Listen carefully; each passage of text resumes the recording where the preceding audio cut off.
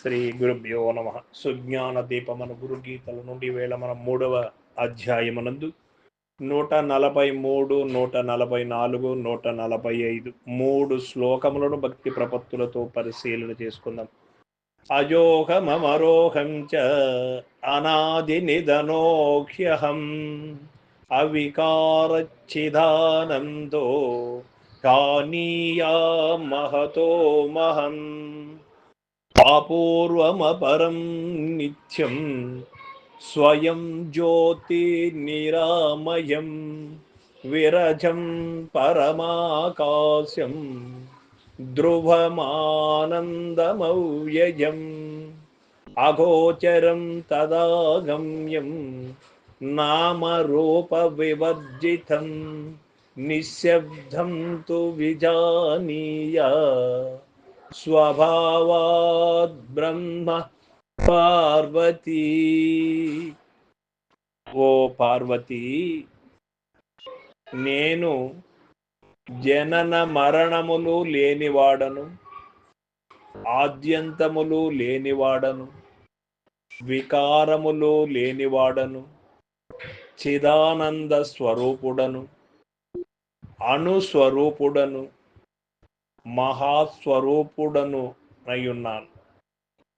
ఓ పార్వతీ, పరిపూర్ణ బ్రహ్మము, పూర్వాపరములు లేనివాడు, శాశ్వతుడు, స్వయం ప్రకాశమానుడు, నిరామయుడు, పాపపుణ్యములు లేనివాడు, శ్రేష్టమగు చిదాకాశ స్వరూపుడు, నిత్యుడు, ఆనందాతీతుడు, నాశము లేనివాడు, దృశ్యాదృశ్యములు కానివాడు, నామరూపములు లేనివాడు, సదా శబ్దరహితమైన వాడని తెలుసుకొనుము పార్వతి అంటూ ఉన్నాడు. గురు శక్తిని మనం ఏమని వర్ణించాలి? ఆ పరిపూర్ణానికి ఎప్పుడైనా వర్ణన చేసేటువంటి వస్తువు ఒకటి ఉన్నదా?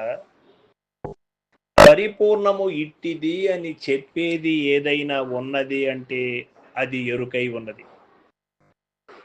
ఆ పరిపూర్ణానికి ఆది అంతము ఉన్నది అని చెప్పడానికి ఉన్నదా? వీలు లేదు. మరి ఎంత చిన్నది అంటే అనురూపమైనటువంటిది అని చెప్పుకోవాలి. చిన్నదానిలో అంతకంటే చిన్నది లేదు. మరి పెద్దది అంటే అంతకంటే పెద్దది ఇంకొకటి లేదు.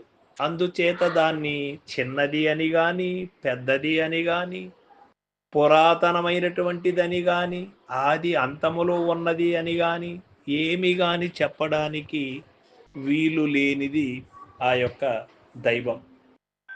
ఆ దైవమునకు ఏ వికారములు లేదు. ఆకారములు ఉంటే కదా అది దానికి వికారములు, ఏ గుణములు ఉంటే కదా దానికి సుఖదుఖములు. కావున ఏమీ కాని దానికి కల్పితములు అన్ని చేస్తూ ఉన్నది ఏమిటి అంటే ఎరుకే. ఆ ఎరుకే అన్ని పేరులు పెడుతూ ఉన్నది.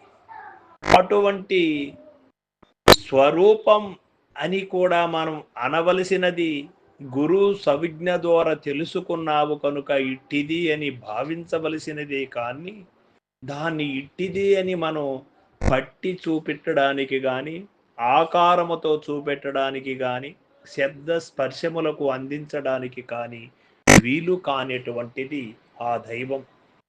అట్టి దైవమును నేను జనన మరణములు లేనివాడను అంటున్నాడు. అంటే ఎరుక రహితమైతే నేనే పరిపూర్ణమై ఉంటాను.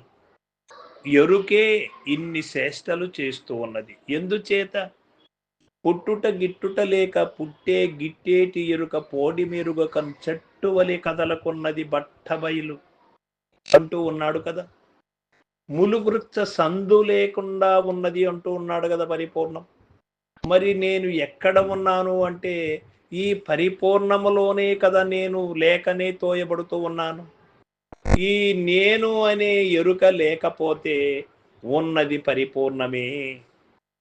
దానికి పేరు లేదు, వర్ణము లేదు, కుల మతములు లేదు, ఏమీ లేనటువంటి స్థితిలో అది ఉన్నది అని చెబుతూ ఉన్నాడు పరమేశ్వరుడు.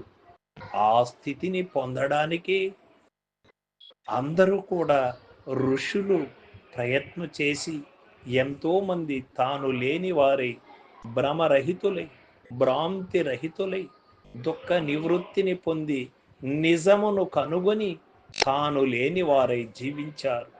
ఆ యొక్క స్థితి ఈనాటి కాలములో కూడా నిజమైనటువంటి సత్శిష్యులు పొందుతూనే ఉన్నారు. సర్వం సద్గురు పాదార్పణమస్తు. జై గురుదేవ్.